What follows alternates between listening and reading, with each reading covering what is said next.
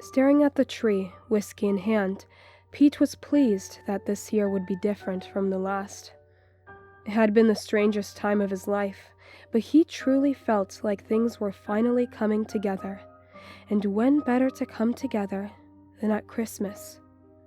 A time he loved more than any other. In some ways, the past year had been like an eternity.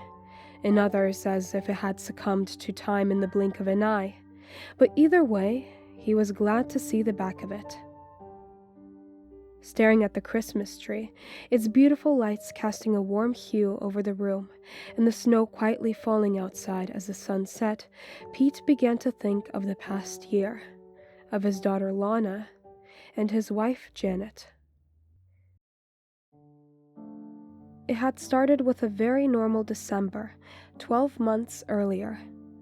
The small town in which they lived was covered in a thick layer of snow, the residents spending most of their days clearing driveways, and Pete's wife going off for one of her usual wanders.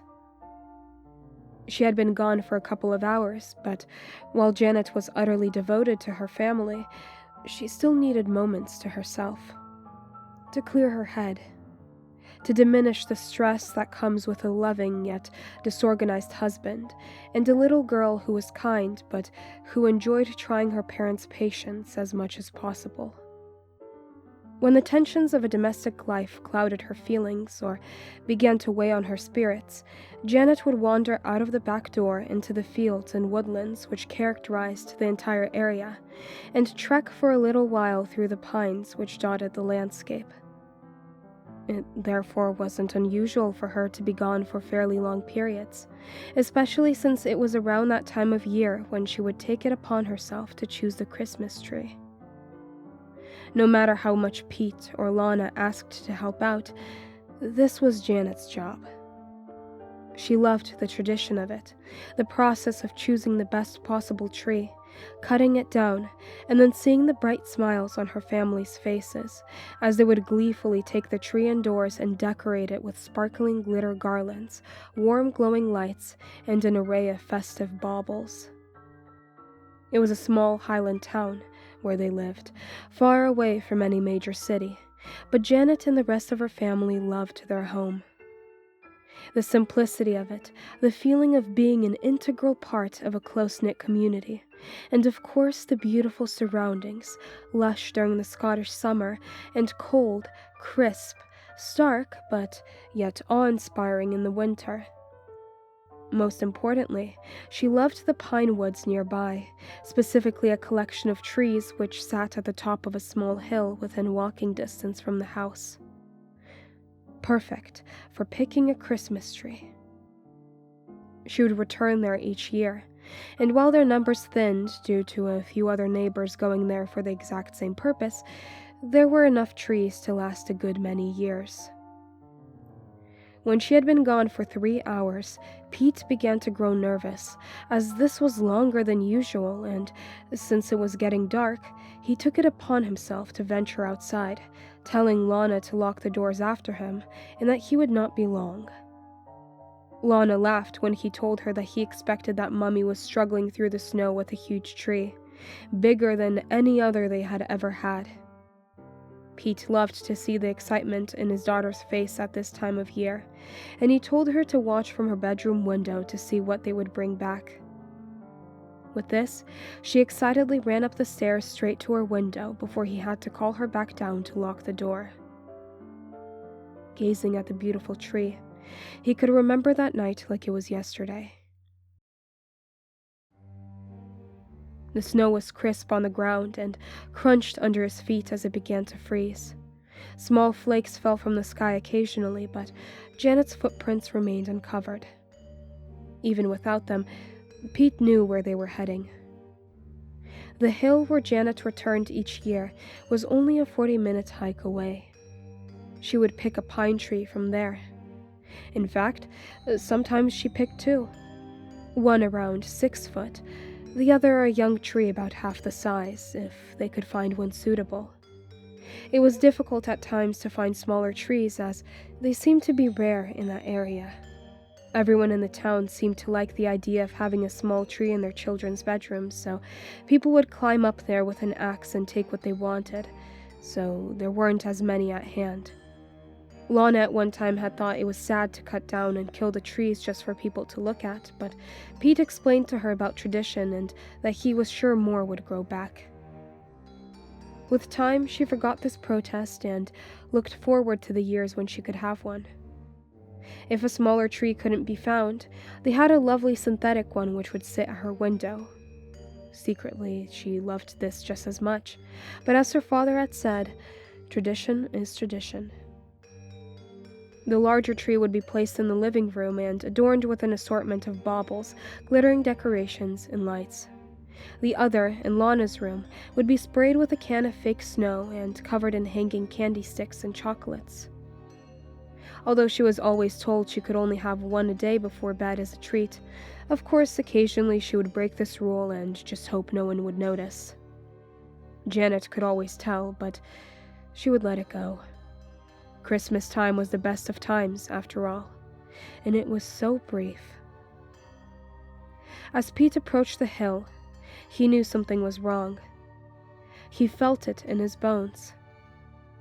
As he climbed, the snow began to fall in greater volume, and the sky dimmed with it.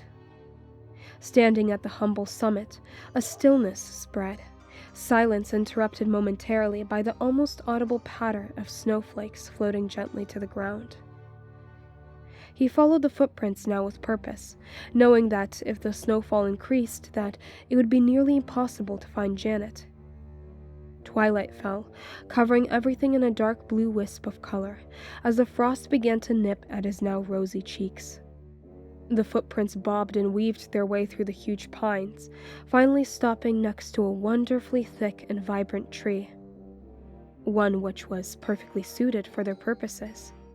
The perfect size, almost 7 foot tall, a deep life-filled green, and a thick abundance of branches and pines which made it almost impossible to visually penetrate its cover in such a light.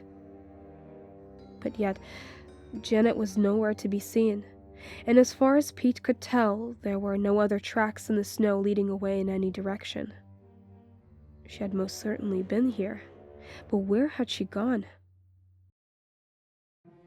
This was both puzzling and worrying. It seemed impossible, but there they were, Janet's last 2 footprints engraved in the ground, but the snow all around, virgin, undisturbed, and lacking all signs of life. It was as if she had just vanished into the night. Looking at the base of the tree, Pete ran his fingers over a deep gash in its trunk. There was no doubt about it. Janet had taken a few swipes at it with her axe. Then, for some unknown reason, she had left, or perhaps moved on to a tree she felt was more suitable. Surely not, though. This tree was perfect. That must have been it, though. She must have moved on. Perhaps there was some random, freakish flurry of snow which covered her tracks. Yes, that must have been it. But Pete knew this was wishful thinking. He had lived there for years, and in all of that time he had never seen such a thing. Then he saw it. Several meters away, lying in the snow, was Janet's axe. He rushed over to the object, falling once as the snow deepened. Rising to his feet, it was now unmistakable. Yes, it was partially covered in snow, but it was Janet's axe all right. It lay there much like the footprints, isolated but with the absence of any human imprints. It was as if the tool had been dropped from a great height, but Pete did not care to speculate. A sense of growing worry permeated his mind as the thought of Janet lying somewhere injured increased his anxiety. Shouting his wife's name repeatedly drew no reply, as darkness now began to creep ever closer. If she was hurt, he would have to raise the alarm and get the town out looking for her, along with mountain rescue. She wouldn't survive long in the snow, in that biting cold. At this thought, the panic grew. Worry, fear, hurt that can only be felt through love. With torch in hand, he continued in the direction the axe had taken him. As he entered a thick den of pine trees, he noticed the broken branches littered on the ground as if something had rushed past, tearing them apart and breaking them off on impact. Maybe Janet ran through here?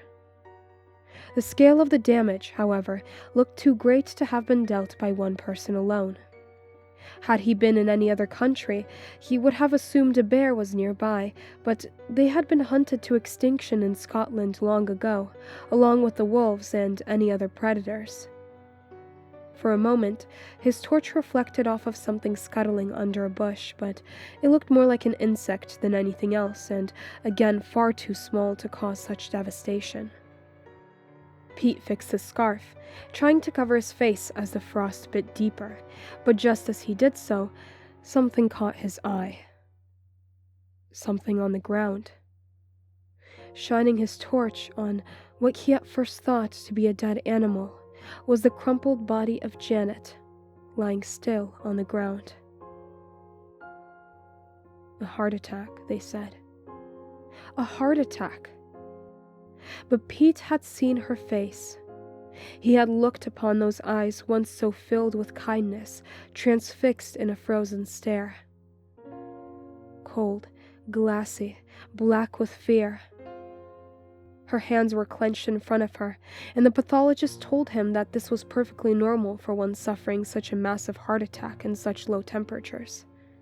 As was the contorted look on her face, although at the mention of this Pete saw a flicker in the pathologist's eyes which gave away that he was as puzzled by that look as anyone. A look Pete would never forget. Darling Janet, love of his life, mother of his children, dying alone in the cold, with lips pulled back over teeth in agony, frozen into an inhuman sneer. The whole ordeal had devastated him. If it hadn't been for their daughter Lana, for the necessity of her needs to be met before his own, Pete would have found it nearly impossible to have gotten through it.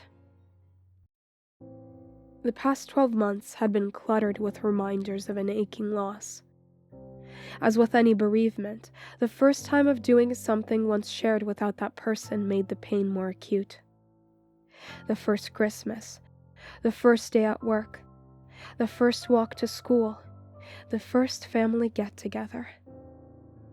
Every person's face etched in concern, accompanied by the usual well-meaning but empty traditions of, "How are you holding up? It must have been so difficult," and "If there's anything I can do." Helping his daughter through the loss of her mother was all he had to make sure he could face another day. But that stopped now. They had been through the horror, through the denial, through the silent meals, through the lonely cries of despair at night, through the birthdays empty and somber. They had been through it all. All of these firsts were over. It had been over 12 months since Janet's death, and Pete felt almost exhilarated by this. He still missed her every day. The pain would never truly leave him, but the feeling of accomplishment, of strength, something which he thought had deserted him, that he had endured, filled him for the first time with thoughts of the future. Thoughts that life does indeed go on, even when our dearest have gone before us.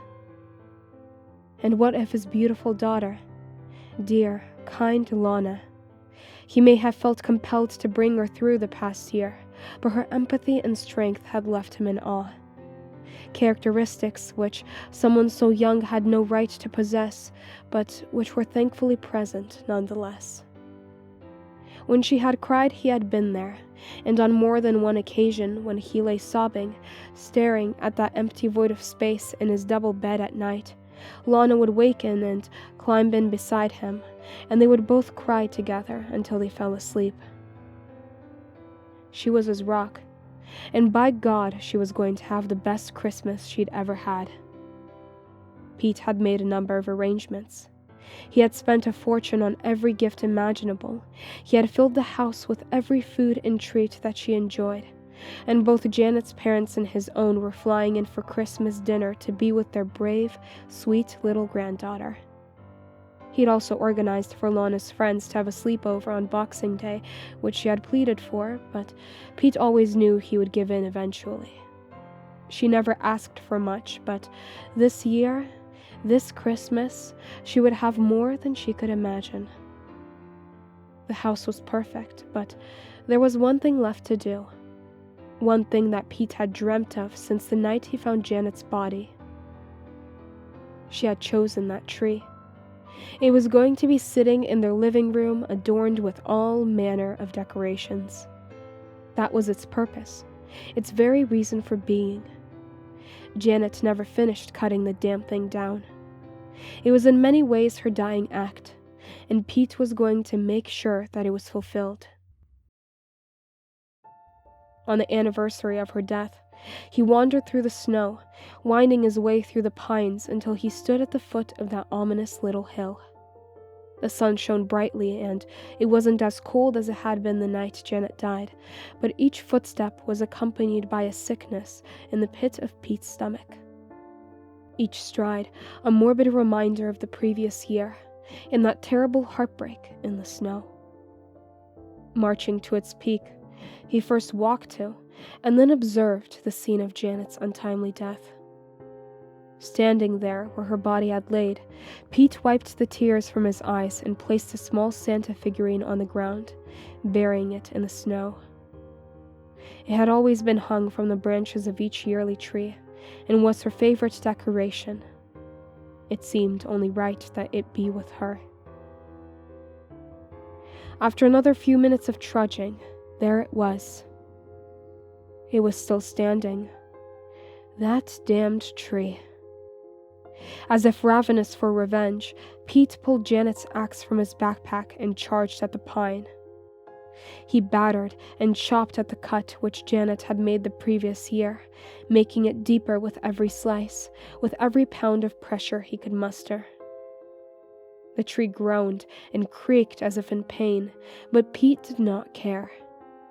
This tree was the final reminder of Janet's death. Whatever had happened that night, it happened because of that tree. As crazy as it seemed, it all made sense for a moment, and then clarity was clouded by mundane reality. She had simply died of natural causes. With the roar of cracked wood breaking under its own weight, the tree swooned and collapsed to the ground in defeat. Tying a rope around its trunk, and then using string to fold its branches inward, Pete dragged that memory, that cold-hearted pillar of nature's brutality, through the snow, over grass and gravel, and finally to his back door. He was victorious. With little thought for carpet or furniture, he dragged it up the stairs into the house and placed it in front of the window in the living room, wedging it upright into an old wooden stump they had used as a stand every year. Breathless and covered in sweat, he stood back looking at the tree standing tall over all it surveyed. "You picked a good one, love. You picked a good one." He held back the tears and waited for Lana to return home from her friends. Pete put an old Christmas film on the television as they both decorated the tree together, singing, laughing, and being a family. There were moments, fleeting glances when they caught one another's stare. A glance which showed pain buried deep down inside. One which said, "I miss her too." But it was Christmas, and the moments of grief passed, buffered by longer, caring periods of happiness. Contentment caressed smiles from ear to ear, and festive spirit once more filled that home, which had for too long been host to loss and anguish. As night began to fall, after Lana went to bed, earlier than usual because the excitement had worn her out, Pete decided to reward himself for the day's effort. The lights were dimmed, and after pouring himself a large whiskey, he sat on the living room couch and stared at the tree. Draped in tinsel garlands and adorned with bright white Christmas lights, it really was a sight to behold. The best tree they had ever had. "Here's to you, gorgeous," Pete said, lifting his drink to the sky in a symbolic gesture. Staring at the Christmas tree, its beautiful lights casting a warm hue over the room, and the snow quietly falling outside as the sun set, Pete began to think of the past year, of his daughter Lana and his wife Janet. Time passed slowly as he thought of all things gone, how they had led to this moment through pain and suffering, but now hopefully onwards to the future, and one filled with at least the briefest possibility of joy. The glow from the tree reflected off of the window, but it penetrated far enough to illuminate the now thick blur of snow, falling to the ground silently outside. The room remained dark, but the lights bathed everything subtly in a warm Yuletide radiance, which, when accompanied by the orange lambency of the fire, only served to cultivate the anticipation for Christmas even more so. For the first time in a year, Pete was happy. Something bothered him, though. There was a slight apprehension or annoyance at the back of his mind, something which was spoiling the display. Sipping at his whiskey, casting a glance at the entire room, he finally saw what the problem was. 2 of the Christmas tree lights were occasionally flickering, not constantly, but often enough to be noticeable, and, more importantly, aggravating. Downing the rest of his drink, Pete rose to his feet, now feeling the aches in his muscles from the effort exerted while dragging that thing all the way home from the hill. Walking over to the tree, the lights were indeed flickering, but there was something unusual about them. They seemed deeper than the rest, as if coming from around the trunk rather than resting on the branches.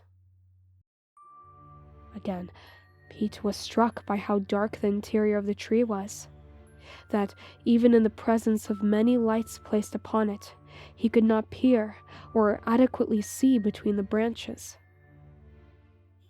Even the 2 lights which sat deeper behind the pines did not seem to illuminate their surroundings in any way. The empty glass slipped from his fingers, smashing on the floor. The lights were fine. They were not flickering at all, but the occasional blinking of 2 eyes amongst the branches had been enough to catch his attention. He froze to the spot, and it was as if the room grew somehow darker. Something stirred between the pines, between the knotted wood and the scratched, porous surface. Something lived there. A feeling of utter paralysis now took hold, his feet firmly glued to the ground as the 2 eyes slowly pushed forward. Creaking and cracking, a face revealed itself from between the pine-covered branches, as if seeping out from its innermost visceral point. Mold-covered, ancient, its features twisted in rage. Fear began to course through Pete's veins. His heart beat faster and faster as the face moved closer, its eyes devoid of pupils now swamped in a maddening yellow, and from below, the protrusion of 2 thin, moss-covered legs arcing out from between the branches. With a creak and snap, it straightened itself, now standing in all of its terrible glory in front of the tree. It was now pitch black outside, and it would have been clear to Pete that this animal, this creature, was of a nocturnal nature, but in its stare he found himself helpless. His heart skipped. First it was a palpitation, then he could feel a searing pain in his left arm. He clutched his chest, but his feet remained adhered to the ground, and it was impossible to look away from those yellow, unmarked eyes. Its gaze came closer still, and in the pain which it brought, Pete knew he was going to die. To be found like Janet, cold, face contorted, and the second victim of that which lived amongst the pines on that hill. The pain was now unbearable, but the paralysis removed the possibility of a scream. What little light there was from the fireplace now illuminated its head, elongated on one side and pulsating on the other, its face dominated by a large dark hole which appeared in place of a mouth or nose, one which no light could penetrate. As its boil-ridden head stooped to meet his own, and the hole in its face almost touched his mouth, an involuntary sneer pulled Pete's lips up to reveal his teeth as his face contorted into an entirely unnatural position. Then, that one word, a word so powerful, so pure, that even the most evil of intentions could be dispelled by it. "Daddy?" With a snap of wood, the gargoyle-like creature turned its wide, yellow gaze to Lana. Standing at the bottom of the stairs in her pajamas, her scream echoed out into the night. Arms outstretched, its odd-numbered fingers moved with a stutter as its moss-covered legs groaned, carrying it forward in a peculiar, unbalanced motion towards her. Now, Lana was paralyzed by its stare, and with each step closer, her face contorted more fiercely, and the pain in her chest brought her to the point of unconsciousness. As intense as its ancient gaze was, it was focused. So focused that it did not notice Pete clawing his way across the floor towards the kitchen. The wooden creature's unsure movements made it appear more like a puppet than a thing of autonomous purpose, and as it reached Lana, it cupped her face in its uneven hands and stared wide-eyed and pupilless into her face. Tears streamed down her cheeks. The sound of feet running filled the air, and as it twisted to investigate, a loud crack was heard as Pete ran up onto the couch, jumping high into the air, bringing Janet's axe down deep into its spine. No blood ran or gushed, but a plague of unfamiliar insect-like critters poured out of the wound. Instead of a howl of pain, the creature emitted a crescendo of strange squeals and clicks before throwing Pete to the ground and smashing through the back door. Lana's father gave chase, but it was impossible, as the wooden creation moved at an unimaginable pace, gliding on the ground with each stride, leaving no footprints in the snow. After a visit to the nearest hospital, both Lana and her father were given a clean bill of health. But they never returned to that house, filled with memories of the good times, the happy times, of a mother, a wife, a kind soul, of birthdays and weddings, and, of course, of Christmas time. Pete didn't know what that creature was, whether it was alive or dead or something else entirely inconceivable to human mind. But he made a solemn promise to himself from that moment on. Never again would he cut down a tree, decorate it, and take enjoyment in its appearance as it died, because no matter how pretty they are, no matter how much warmth they may give, no matter how much they might make people think of Christmas, you just don't know what may be living inside.